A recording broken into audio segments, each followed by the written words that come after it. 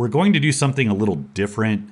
I'm going to do a reaction video to Sagaar Enjiti's Breaking Points. Sagaar Enjiti and Crystal Ball, for those of you who haven't heard of them, do a independent news show. They used to be on Rising, which was a show that was part of The Hill. And now they do Breaking Points. They've branched off and done their own thing. I find it entertaining. And the show seems to present a pretty well diversified array of opinions between them and the guests they have on. Some of them are outright progressive, others lean more conservative. But it's a very good faith show, and I enjoy it. And I stopped doing anything mainstream media years ago. CNN, Fox, local news, talk radio. I drove around a lot, and I always listened to talk radio, and I swear that my blood pressure was just high most of the day. Cutting that out was a big win. I strongly recommend going on a news diet. But the outlets I do listen to, they're people I have intellectual respect for, and I recommend having a spread of people that represent more or less what your ideology is, because it's nice to, have some light shown on those blind spots that we all have. But Sagaar, as he's want to do, occasionally comes up with these pet peeves or topics of interest, and he'll run for a couple of months and you'll see a lot of repeat stories. Well, old boy here discovered training and fitness. So he's been doing a lot of fitness spots. He's cited people in the industry like Derek for More Plates, More Dates, and he cites Andrew Huberman and other people.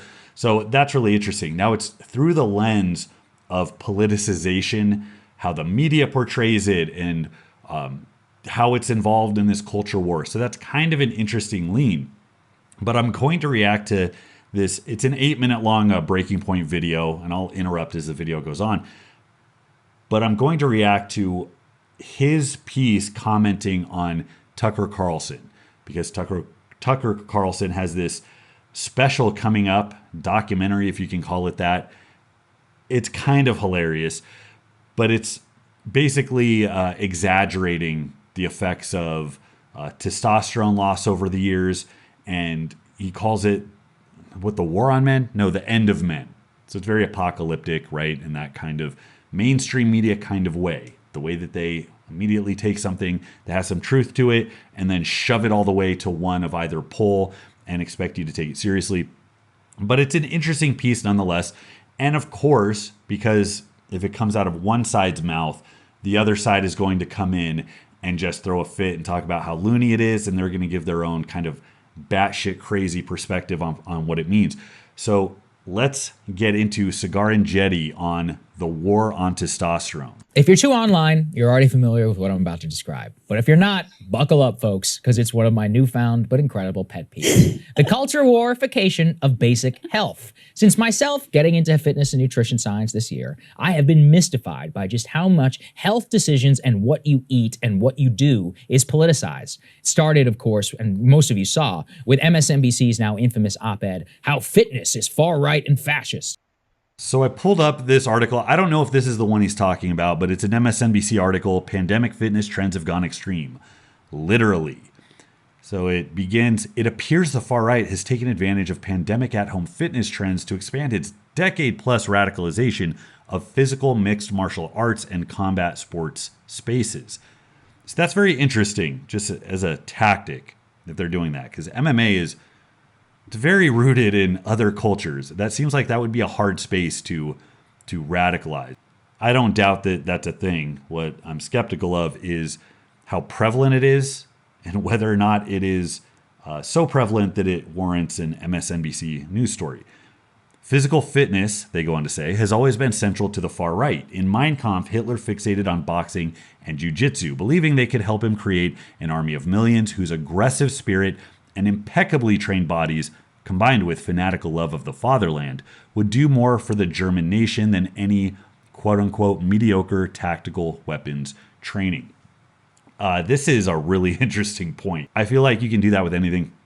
This is speculation, but I feel like this is very much trying to assign this kind of insidious nature to self-help development, to making yourself strong for the purpose of any cause. That's what it seems like to me.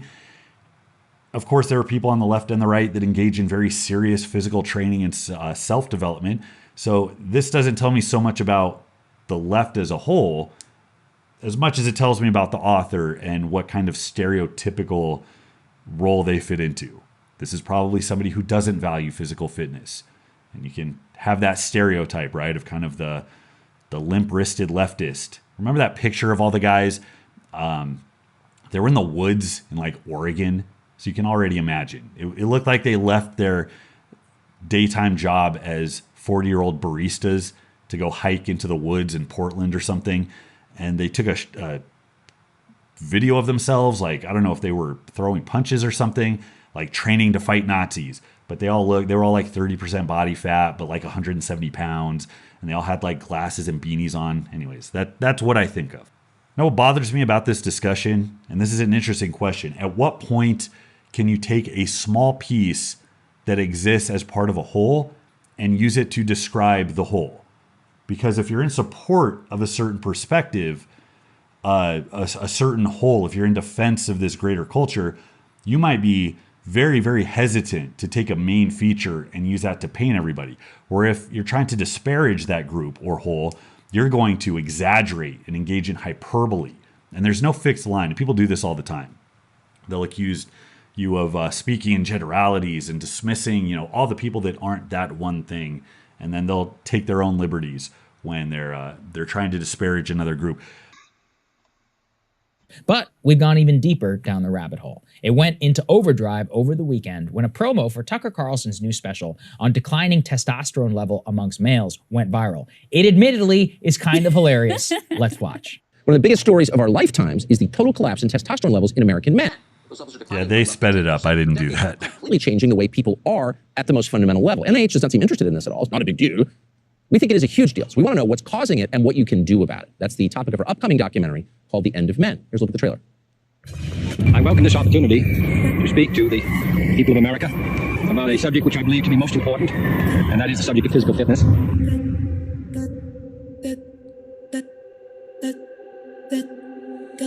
A country is as strong really as its citizens, and I think that mental and physical health go hand in hand. There is nothing, I think, more unfortunate than to have soft, chubby, fat-looking children. So for those who can't see it, they showed a bunch of fit guys doing calisthenics, and it had a sign that said, like, hard times make strong men make good times make weak men, that adage, which I don't entirely disagree with. But they had it against this background of these really fit guys doing calisthenics. And then when it got to weak men, it was just showing Biden tripping up a flight of stairs. And that's funny because you're watching an old man fall down, which is funny. But it's also funny because, this is the politicization. We're talking about the leftist reaction to this, which is going to come later. But watching, this is hilarious. This montage he came up with promoting the end of men. Like, it's very apocalyptic. I just find that hilarious. But that John F. Kennedy clip, I don't know how that is not a meme. Or maybe it has been, and I'm not aware of it. John F. Kennedy saying with a straight face, I can't imagine anything worse than having soft, fat, chubby-looking children. That is absolutely hilarious. And that tells you how far we've come. Even a couple of years ago, not that long ago, you had Michelle Obama, who was very engaged with fitness, and that was like a talking point. That was not that long ago in history. How far we've come, how much the identity politics is taking over, where, now you can't have that policy. You just can't. Doesn't matter how many of the people who die of COVID are overweight. Doesn't matter that heart disease and diabetes are still running rampant through our society just as much as it ever has. I guess that was a big existential crisis years ago, and it's not now. Especially the people concerned with disparity and inequality. It does affect certain minority groups more, but I guess the fat positive crowd, like, they're more important now. It's very strange. The rules, I swear, they just get made up as they go, and I've stopped trying to make sense of them. I hope that all of you will join, and everybody in the United States, to make sure that our children participate fully in a vigorous and adventurous life, which is possible for them in this very rich country of ours. There's been a 50% decline in sperm counts in the last 40 years, along with a precipitous decline in testosterone production. I know. And that's not hyperbole, it's not exaggeration, it's just a matter. A lot of close-ups of sperm trying to get into an egg, but like futilely, so they keep bouncing off. So that's some subliminal messaging for you in that. And then it was a close-up of a guy with a pretty bad gyno. Those were some hearty C cups. Would you recommend a young man to tan their balls? To what?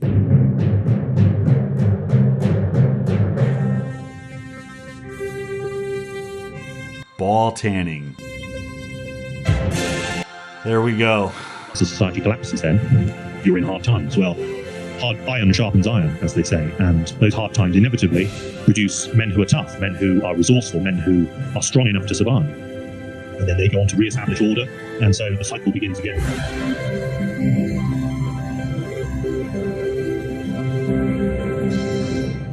I don't know what to do with that, because the general message I support, and I think it's important for all of you to be the most critical of the people on your quote-unquote side of the aisle. Because if you believe that something is important to push politically, you also have to hold yourself and those that you align yourself with on the hook for coming up with ways of perpetuating that truth in a way that might actually get you some converts, in a way that might actually get policy to change in your favor. This was hard to watch. This was satire. And if it was made in kind of a funny look at masculinity, I could judge it on those terms. But it's Tucker and Fox doubling down on the ridiculousness because they know it works well with their viewers. And more importantly, it works well to incense the other side. So it perpetuates that dynamic. It sustains the system. They're the guy wires that have to pull against each other to stabilize the environment they created for themselves. But this is cringy. If you're not already on board, you're going to look at this and say, this is stupid. Like, it's kind of funny, but it's still taking itself way too seriously. The end of men, like, this is a very important topic, and I think that makes me mad more than anything, is treat it the way it needs to be treated. Make a serious documentary, and don't sensationalize it from the start. Okay, little over the top? Maybe. But something makes me think that the people freaking out about this are protesting just a little bit too much. Here's a sampling. Adam Kissinger of neocon warmongering fame said, quote, "This is actually real. Evidently he likes men without shirts, which may explain the Putin obsession." I guess calling him gay and a Russophile in the same tweet. Others begged Tucker to pray his gay away or made some version of a Florida joke. I will admit, some of them were kind of funny. But at a deeper level, it did disturb me because it's clear message here. Caring about testosterone and featuring people who use proven therapies to increase it, and in general talking or thinking about male hormone health, is apparently anathema to a lot of the liberal intelligentsia, who will either mock you as gay or less of a man for doing so. It's actually quite homophobic when you think about it. And look, I get it. Tucker is a cultural lightning rod, but what he's featuring there is a very real and actually terrifying phenomenon. Declining levels of testosterone are having macro-sociological consequences on our entire society. In fact, even back in 2007, it was apparent that US male testosterone levels have been dropping by 1% per year since the 1980s. In a more stark term, at the time, a 60-year-old man in 2004 had approximately 83% of the same testosterone levels that a 60-year-old man in 1987 had. Now that's huge. Think about that for a second. It's declining 1% per year. That's 10% in 10 years. In 2004, that was the year after I graduated high school, a 6-year-old man would have 83% of the testosterone of somebody from 1987. That's 15 years? A little more than that? No, my math is off. It's not 20 years. It's about 17 years. That's a relatively short time to have a massive average dip over the entire population. Now, obviously, they didn't measure everybody in the population, but still, over an aggregate of people, over a randomized study, to see that drop is insane. That's bananas. Now, for any one person, if you experience an 17% drop, if you have 83% of the testosterone you had at some previous point in the future, you feel that. That is a tangible difference. And if you were to elevate your testosterone back up to that level, it would feel like you just took the wonderful happy drug. Like you'd be skipping and whistling. You'd be extra aggressive on your wife. You might pop out a couple extra kids in the interim. That is a substantial gap. Like that's enough to notice the difference. The fact that that exists over an entire population, over a large number of people, if you compare two populations in anything, you want to talk about work performance, happiness, relationship status, like self-satisfaction, effectiveness, productivity, that is more than enough to shift one group away from the other. That is more than enough to have, I think, a tangible gap between those two bell curves when it comes to those factors. And testosterone's like, it has this stigma because of sports, oddly enough. We take sports so goddamn seriously. When women went through menopause, we would give them estrogen therapy. As men age and their testosterone levels wane, that's treated as normal. We don't give them, historically, we haven't given men tests to keep their test levels even from 20 to 50. It's just, okay, your body's winding down to die. Now more people are getting testosterone therapy. But there's a school of thought that says a lot of the existential crisis that people get, a lot of the midlife crises, depression, lethargy, lack of libido, second guessing your life and your purpose and your decisions, that can be traced to steadily declining testosterone levels paired with a societal environment that doesn't value substantive purpose-driven principles. Okay, a bit of that. I watched American Beauty, Office Space, and Fight Club. Those are some of my formative movie-going experiences as a youth. And that's more true now. Those themes are more true now than they've ever been. People stuck in cubicles and having jobs that they're not passionate about and wondering why they spent 40 years toiling away in a cubicle or in front of a desk or to be a cog in a greater machine, only to realize that they have no passion or they lackluster for their life. It's a real problem, but that's not entirely different than what happened 30 years ago, 50 years ago. People have always worked as part of a greater machine. There's more at play here. So let's go on. Now you might say, okay, so what? Why should I care? Well, at a basic human level is this. Hormones basically affect everything. Your mental state, your weight, how you feel today, how you sleep, recovery. You will all understand this if you have an endocrinology problem, but we almost never talk about it for everybody else. At the basic levels, testosterone, in the words of Dr. Andrew Huberman, makes effort feel good, especially within males. Though, of course, women have nascent levels of testosterone too. That's pretty profound. Testosterone makes effort feel good. And I've described it in the past as a wellness drug, taking it a reasonable dose, guys, a replacement dose. When you're on 350 a week, low as that might be to the Russian nut jobs that slam 5 grams in a single setting, 350 a week is not a replacement dose. You're not on TRT. No doctor gave you a script for 350 a week. That is a recreational dose. 100 to, I think the upper limit's like 150. That's a replacement dose. Even that, even if you don't have low T, that is more than enough to get the positive benefits of testosterone. So I've always described it as kind of a wellness drug. That low dose makes you more assertive, can help with your mood, can help with your sleep. It leans you out. You're less likely to have a lot of the problems associated with obesity. You have more vigor. You're more effective, productive, driven, thoughtful, creative. It does so many things when it's where it is supposed to be that when you go without it, many people go without it and they don't realize until they actually solve that problem. They don't realize what they were missing out on. But that statement, it makes effort feel good. It's not just that testosterone gets in your system and you feel great. Well, maybe a little bit. But once you go out and you do something in the world, once you go out and take on a task, once you go exert yourself, you do something you've never done before, it reinforces that behavior with this overwhelming sense of empowerment. It's extremely hard to describe. If you want to know what the disparity is, talk to anybody who has gone on testosterone then come off. Ask them what the difference is. Ask their family members what the difference is. Shit, my wife is conditioned to the point where when I tell her I'm about to go off, she'll sit on the couch just staring at me with disgust. I'll be like, what's wrong? Like, what are you staring at? She'll be like, I can't stand you like this. You need to go back on already. I'll be like, what? Like, I haven't even gone off yet. I'm going off next week. What are you talking about? But the lows that I experience, even in as much as I feel okay, it's tangible. You approach the world differently, and the world in turn approaches you back differently. And I'm not trying to be a test salesman here, but having I would say normal levels of tests is extremely important. You don't need to go out and slam 500 grams of test to get your life right. That's not what I'm saying at all. In the event that it is low, it is extremely important to get straightened out. It is linked intrinsically with the drive to accomplish, and that drive, of course, is what propels an entire civilization.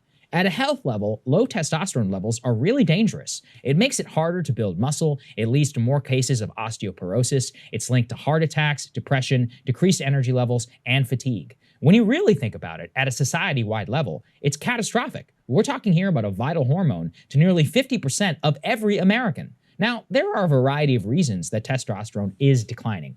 Online, people like to talk about plastics and seed oils and other things. All of them are absolutely responsible for population-wide drops for sure. But in my view, and my discussion with the experts, it's obesity and bad lifestyle that are the worst culprits. And I agree with that. That's what makes the most sense. Lifestyle. He's going to go on to talk about sleep, but obesity, that is going to have a direct result. We are a very fat nation, and I think we're getting fatter by the year, which is also why it's important to check this body positivity movement that's just going off the rails. It's like we have no ability to engage in nuance or ideas that might appear to be conflicting. It's like you have to figure out something that's worth supporting as a broad idea, and then you have to put all your eggs in that basket and treat everything that doesn't work directly towards that end as being evil and oppressive. It's insane. Society can't run like this. The fat positivity group, I mean, they're actively, and I don't know how mainstream it is, it's hard to tell if you are just overreacting to something that's actually a really small piece of the puzzle, because things start small and then they get ground, and then before you know it, they become big. 5 years ago, there was or even less than that, Dennis Prager was on Bill Maher, and he sounded like a crazy person going off about there's men claiming they can give birth. And Bill Maher was like, what the fuck are you talking about? Like, you're talking about something out of the National Enquirer? That's how this was perceived back then. And then now you have this very mainstream idea that's changing with regards to how we label things and what it means to be this or that. The point is only that our sense of things being normal changes very fast, very aggressively. So I could try to check myself and say this fat positivity thing, it's the people that are saying you can be healthy at any weight. There's not that many of them. It's fringe. It's dangerous enough a statement and loony enough a statement that it merits discussing, even if it is a small group of people. And we can understand that small groups eventually become big groups. The really radical people have more impact on their immediate sphere than you might think. And that is how you start to normalize kind of crazier shit. And it happens across the board. So yeah, absolutely. Obesity is one. I really believe that there's a problem with these psychosocial factors.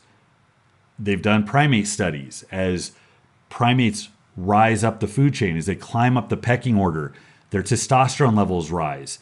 You see physical transformations. Shit, their traps get bigger. It's not just that testosterone makes you more assertive, so you're more cut out to engage in this atmosphere. It's a tangled loop.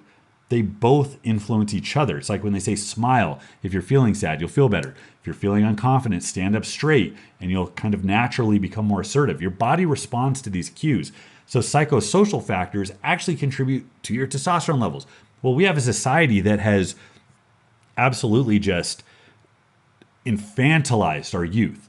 We do this weird thing where we like worship youth, where we are constantly catering and pandering to this special demographic of young people who are the most experienced, have the least figured out. We've created this party culture around them. That's what's mainstream entertainment. That's what the college experience we've sold them is.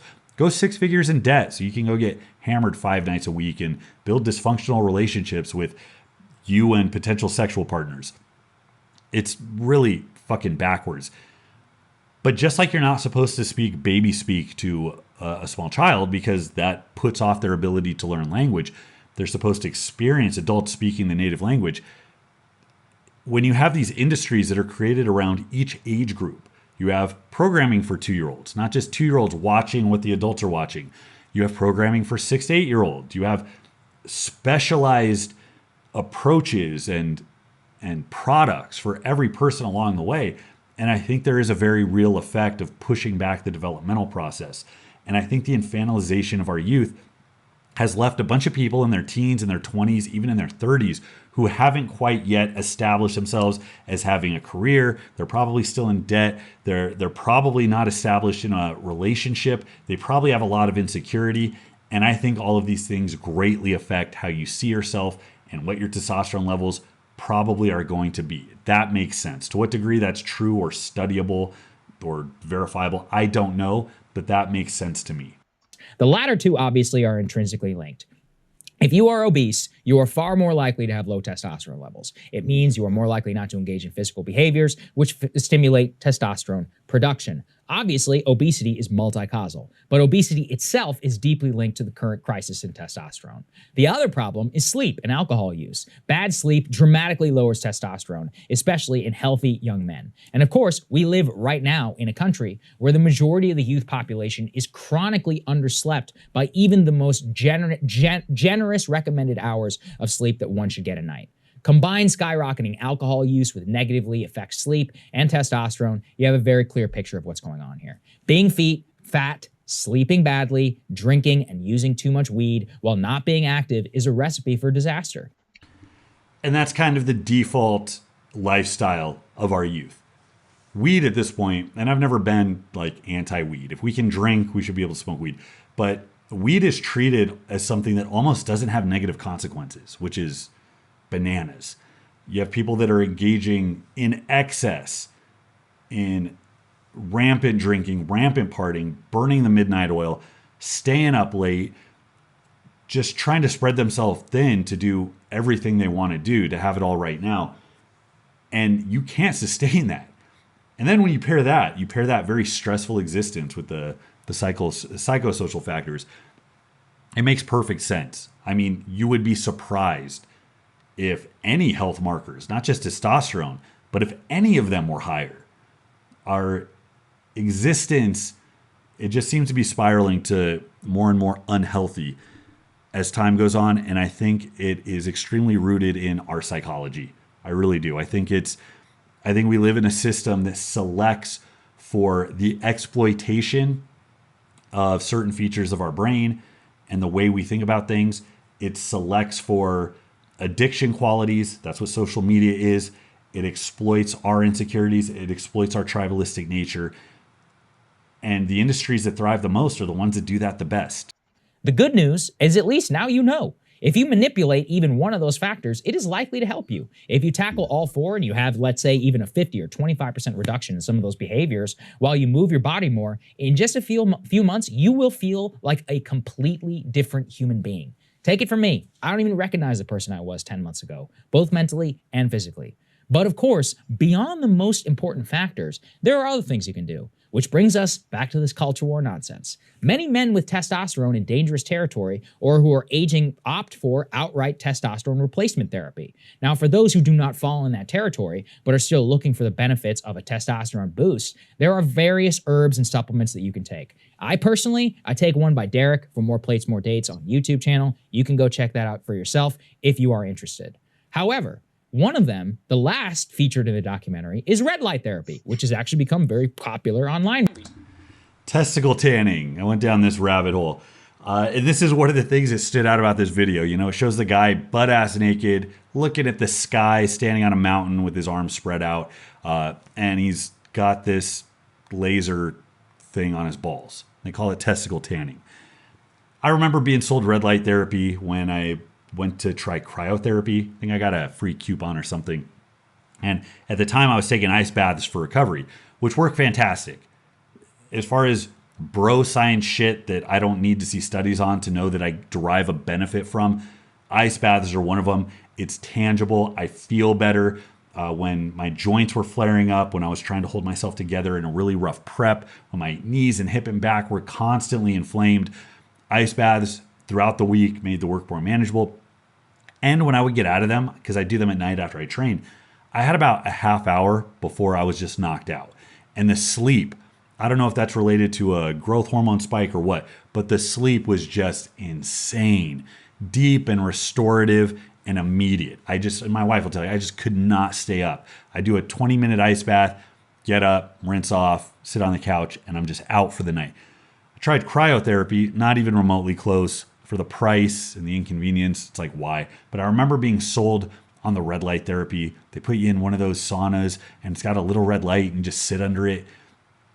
And it feels like you got pulled into a date with one of those hippie girls that pulls out their chakra crystals halfway through and starts putting them up your arm and explaining to you, what channels this opens in your body and how it connects you to the immaterial realm where good vibes will flow through and, I don't know, fix what's wrong with you. That's what it feels like. I don't know if that's the case. On the other end, you hear somebody like, I don't know, Rhonda Patrick talk about the benefits of sauna and heat shock proteins. You're like, well, maybe there is something to it. Who the hell knows? This too was ridiculed on Twitter with, quote, testicle tanning. It does look ridiculous. I can't really fault the ridicule too much. Trending for the entire day. Wow, that's a real tongue twister. Once again, I am dismayed because not a single one of these people appears to know that, guys, red light therapy actually works and is well rooted within science. And as Dr. Andrew Huberman of Stanford University noted, quote, many people consider phototherapy modern new age biohacking, but Niels Fenton was actually awarded a Nobel Prize in 1903 for its exact discovery. Light is a powerful modulator of cellular function. I will let the good doctor explain to you how this all works on his podcast. Let's be a little measured here. He's implying it's not modern new age biohacking. He's right that there is a field of study and there has been a lot of science into the effects of light exposure and how that triggers biological changes. There's no doubt that our bodies react to our environment. That's why you get, depression and people who live in climates that are dark more often than not. Sunlight does have a very pronounced effect on everything from your mood to a lot of subtle biological functions.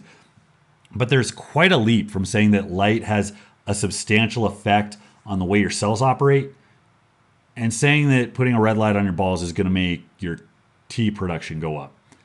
There's a lot that goes into it, so I'm not going to take my skeptic hat off quite yet. But there were a couple of interesting studies I looked at. Let's see. To the surprise of most, exposing the torso or testes to specific frequencies of light in the red and near infrared range has been shown to increase testosterone in men.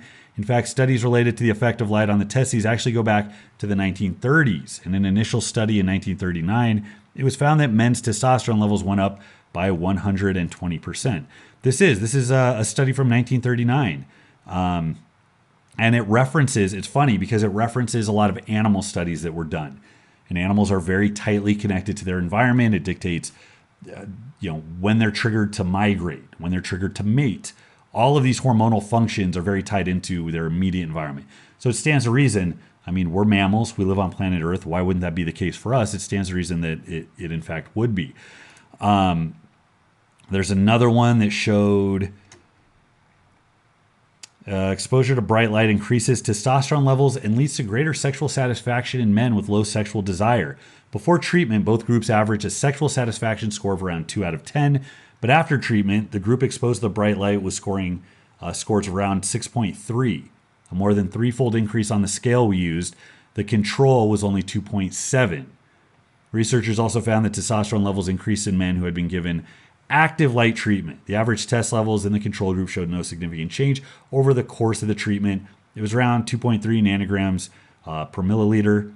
So that's 230 nanograms per deciliter at both the beginning and the end of the experiment. However, the group given active treatment showed an increase from around 210 nanograms per deciliter to 360 after 2 weeks. That's substantial. That's a big damn increase.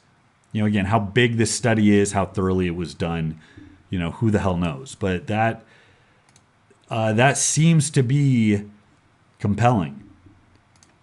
And what the mechanism is, that's an interesting question. What's the mechanism?